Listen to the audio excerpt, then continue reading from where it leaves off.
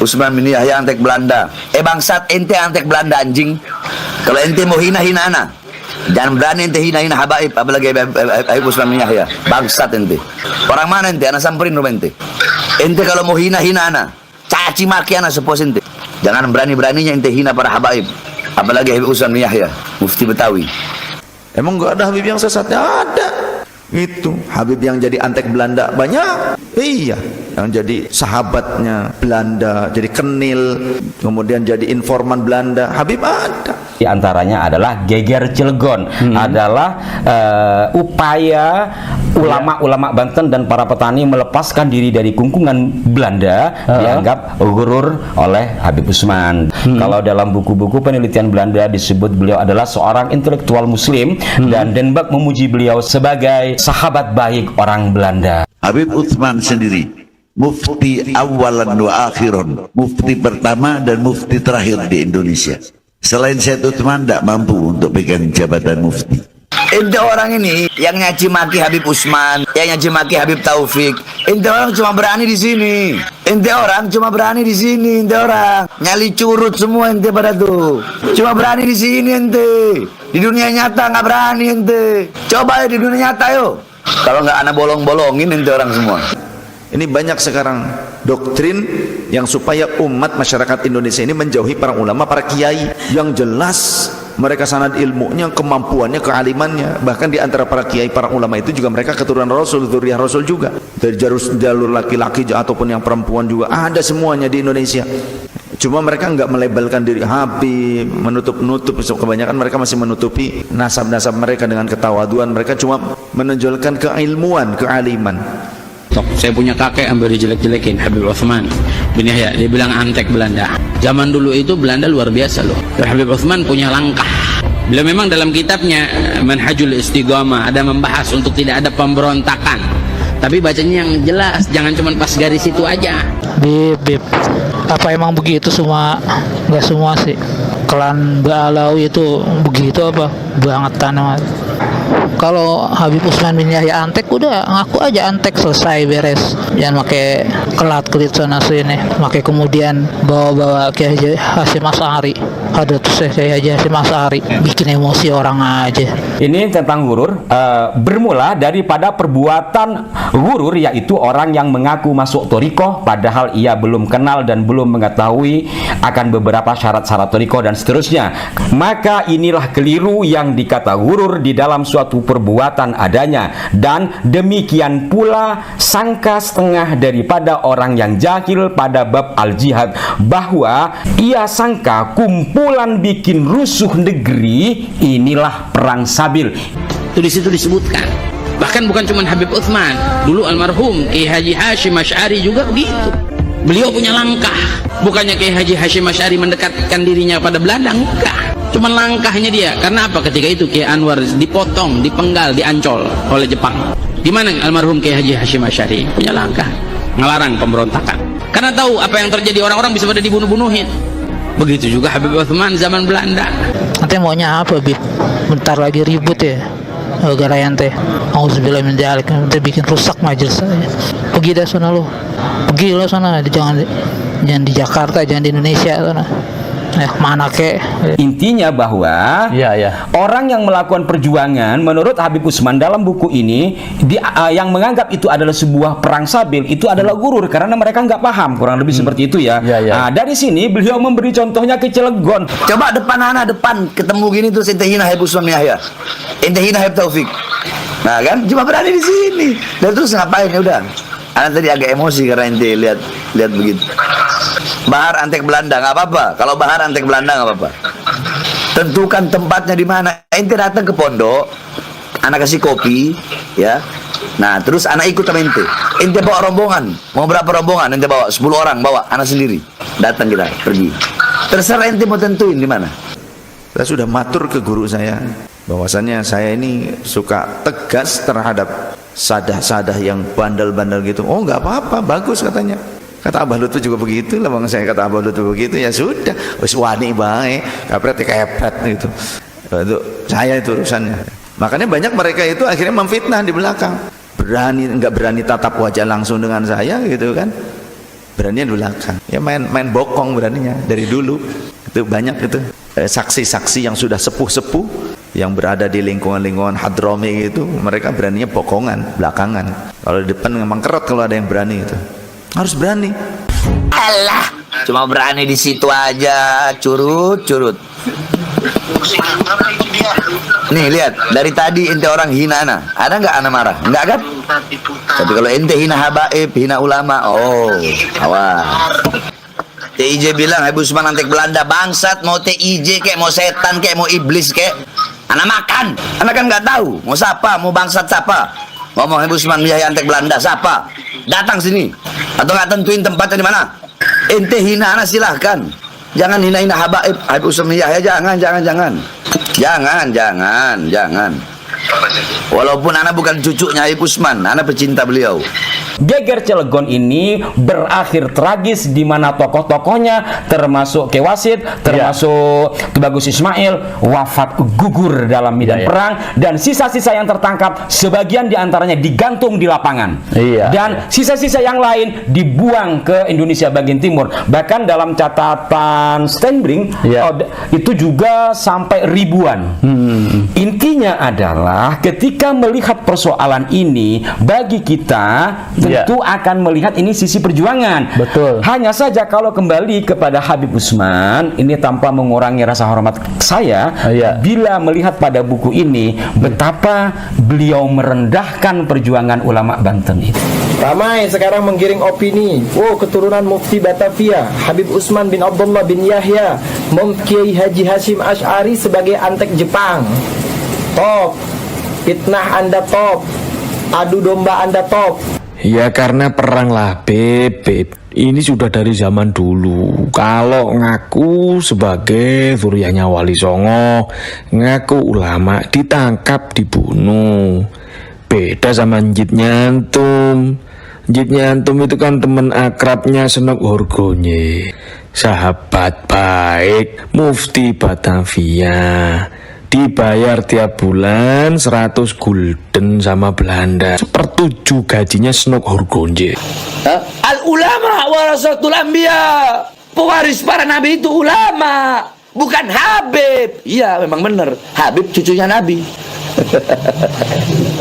Jangan dipecah belah, pribumi, imigran Yaman,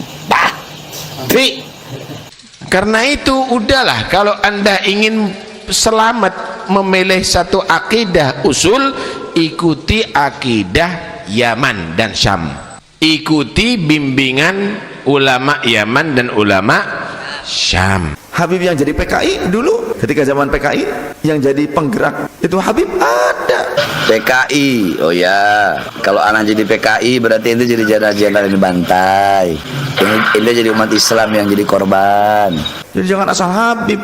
Awas, hati-hati, ini doktrin ya, awas. Ada orang yang berdoktrin kalau ngaji itu ke Habib supaya tidak sesat katanya. Nah kalau Habibnya sesat gimana? Habib Usman bin Yahya itu mufti Betawi. Woi, mana kiai-kiai Betawi, ustadz-ustadz Betawi, rakyat Betawi, muslim Betawi? Ayo bangkit. Di saat mufti Betawi dihina, dicaci, dimaki, Betawi bangkit. Walaupun pengangkatan beliau sebagai mufti ini juga menurut peneliti-peneliti, ya termasuk temannya sendiri, Habib Usman berdiri di dua kaki antara kepentingan dia sebagai muslim dan sebagai ulama dan kepentingan pemerintah Hindia Belanda. Itu jelas itu. Jangan seenaknya. Negara ini bukan negara mbah moyang dia. Negara ini negara yang berdaulat. Jangan sampai ada perbudakan model baru, memakai dalil perbudakan spiritual gitu istilahnya gitu kan, pakai nasab modalnya, pakai apa, Cinta sama Nabi tapi benci sama Ahlul Bait, bohong. Nyaci Ahlul Bait, bohong, nggak benar. Loh tapi kan Ahlul Bait habaib kan juga ada yang berbuat salah, salahnya dibenci, bukan turunan Nabi yang dibenci, Mas. Ada habaib misalnya yang tidak bagus akhlaknya, itu tetap cinta sama Ahlul Bait, tapi dibersihkan yang tidak baik, moralnya bagaimana, dididik, dinasehati. Bukan berarti karena ada oknum 1-2 yang berbuat begitu kemudian dicaci habis. Ya, Aku cinta Nabi 1000 kali, tetap kamu itu tidak dicintai oleh Nabi. Karena itu buktikan cinta kamu kepada Nabi dengan mencintai ahlil bait. Rupanya sekarang sudah lagi musim ini membenci ahlil bait nih. Kita orang Indonesia, panjenengan semua punya hak untuk hidup nyaman, merdeka. Jangan mau diperbudak. Apalagi kalau ada orang yang akhlaknya buruk kemudian meminta Anda semua bangsa Indonesia menjadi tameng hidup mereka. Jangan mau dengan doktrin di darah kami mengalir darah Rasul SAW. Di dalam tubuh kami mengalir darah Rasulullah. Di dalam tubuh kami mengalir darah Rasulullah. Kami ini cucu Rasul, maka siap kalian bela Habaib, bela kami. Siap kalian angkat senjata untuk Habaib. Yang dibelanya mafia, yang dibelanya begundal. Siap korbankan nyawa demi Habaib. Siap korbankan darah demi Habaib. Siap korbankan nyawa demi Habaib. Allahu Akbar. Wali Songo itu datuknya kalau diurut kembali kepada Sayyid Abdul Malik Ibn Ammil Faqih, itu dari Hadramut. Dan Wali Songo adalah keluarga Ba'alawi, Zuriyah Alwi Amul Faqih, itu sumbernya dari Vandenberg. Nah ini nih orangnya, Vandenberg. Sayyid Abdul Malik kan Wali Songo. Iya, jadi para ahli sejarah bukan an-nasabah. Para ahli sejarah bukan an-nasabah. Para ahli sejarah mengatakan kemungkinan mereka ini bersambung ke sini. Sehingga ahli sejarah menuliskan dan menyambungkan kepada Abdul Malik. So, beliau menghentikan tulisan nasab hingga ke Abdul Malik. Abdul Malik itu Azmat Khan. Azmat Khan, generasi ke-18 dari Rasulullah. Oke, 18. Yang ini tidak pernah dituliskan. Begitu juga para habaib yang ada di Indonesia kebanyakan dari Hadramut. Hampir seluruh penyebar Islam dunia tadi itu mereka dari Hadramut dan juga dari Syam. Ada nama Snoek Hurgonje, ada Vandenberg. Nah ini semua pemalsu sejarah semua ini, termasuk nasabnya Wali Songo dipalsukan sama mereka. Ya memang tugasnya ya merusak Islam. Itu sejarah. Iya sejarah, tapi jangan bilang antek sayang. Paham nggak? Itu paham nggak sih yang maksud? Antek tuh beda. Kalau antek, ente ngomong antek Belanda, berarti Habib Usman bin Yahya kerjasama bersama Belanda untuk bareng-bareng menjajah Indonesia. Itu namanya antek. Ana juga baca sejarahnya, tapi jangan bilang antek.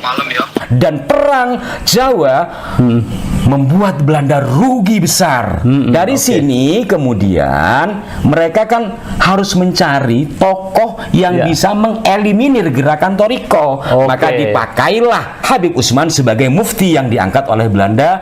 Dan apalagi bukan hanya mufti ya, beliau juga menjadi sahabat Sunduk Horgronje yang mendapatkan gaji 100 gulden kalau dalam bukunya ini. Buku mana? Ada di buku Stenbring ini. Bukan Stenbring. Iya, di sini juga dijelaskan ya. Artinya saya tidak ngarang, memang ada penjelasannya. Justru Mufti Batavia yang difitnah sebagai antek Belanda. Terus mana suaranya orang-orang Nahdlatul Ulama?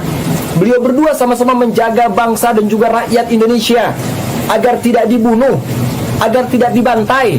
Kita sebagai umat Islam tidak pantas menuduh seorang ulama, apalagi ini seorang mufti, ya, seorang mufti yang lebih alim, yang lebih paham daripada Hadratus Syekh Kiai Haji Hasyim Asy'ari, yang lebih alim, yang lebih paham daripada Hadratus Syekh Kiai Haji Hasyim Asy'ari. Beliau tidak sembarangan.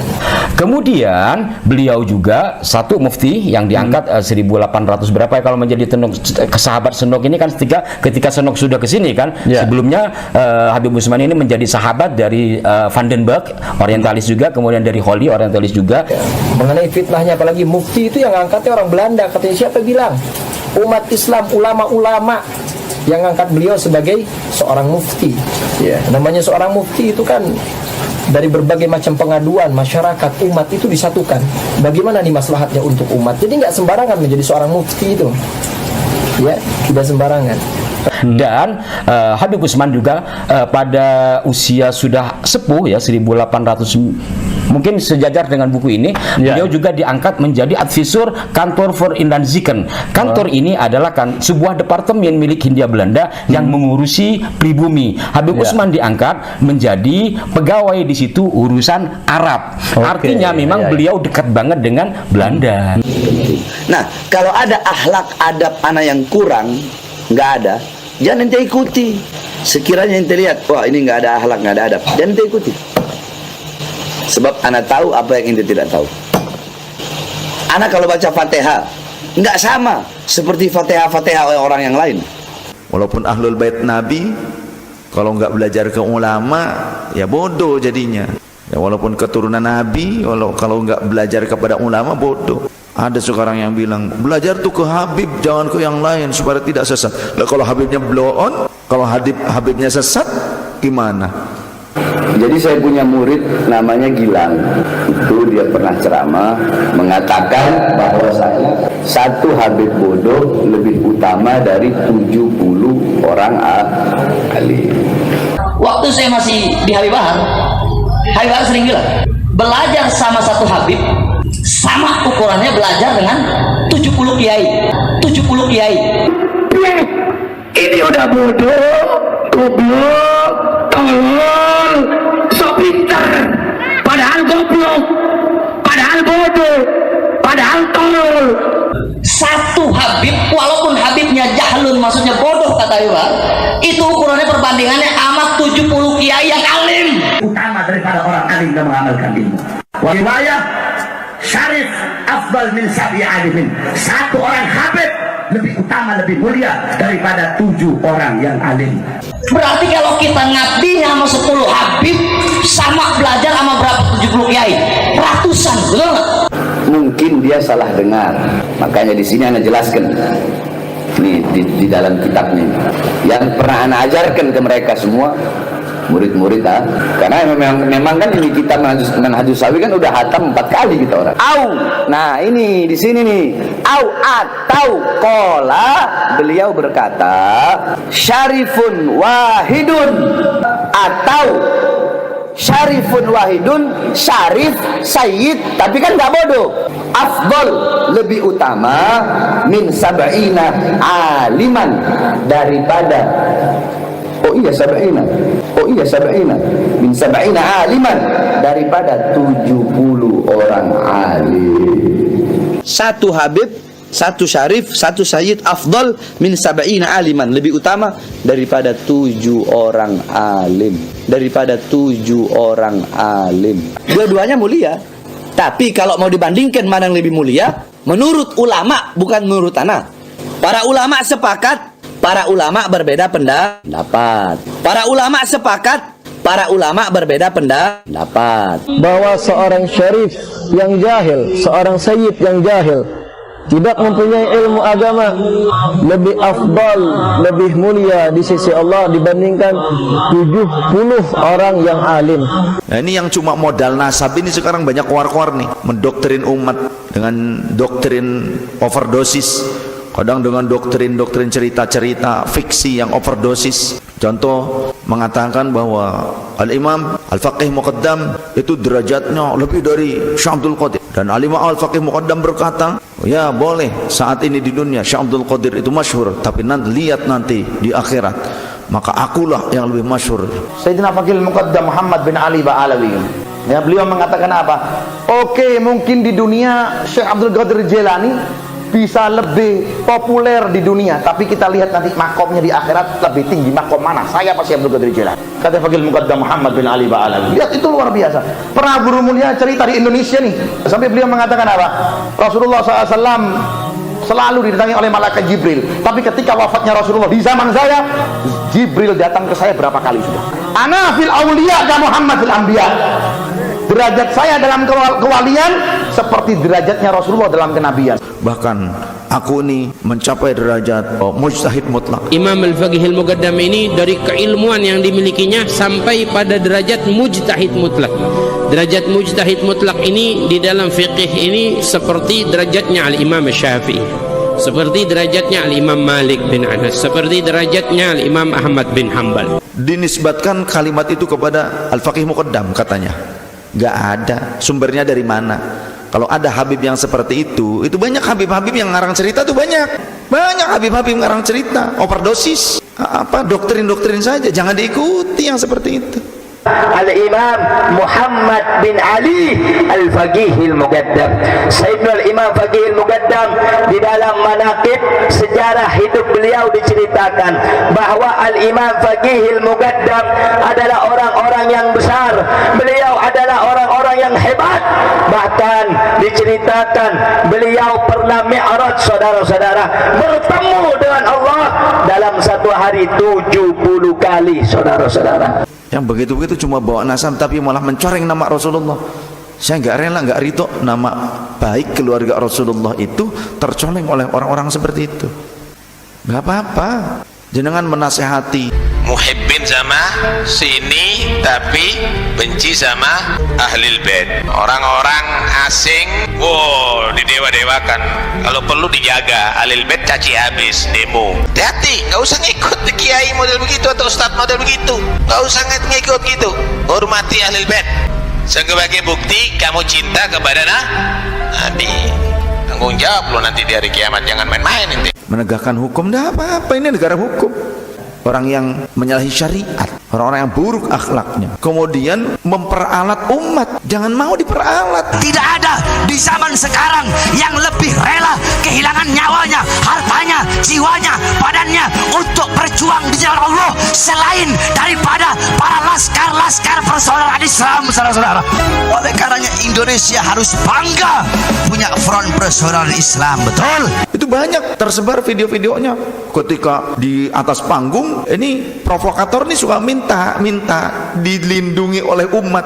Cemen, jangan mau begitu. Masa sama orang cemen mau jenengan dijadikan alat? Siapa angkat senjata kalian yang dibela supaya membela dia yang salah kaprah padahal.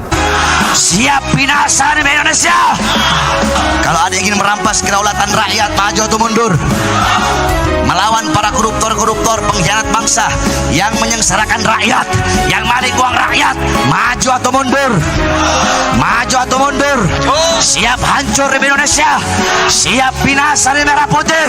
Allahu Akbar. Kemudian umat nih dengan doktrin itu kemudian asal bela, yakin, jihad, syahid, mati sangit.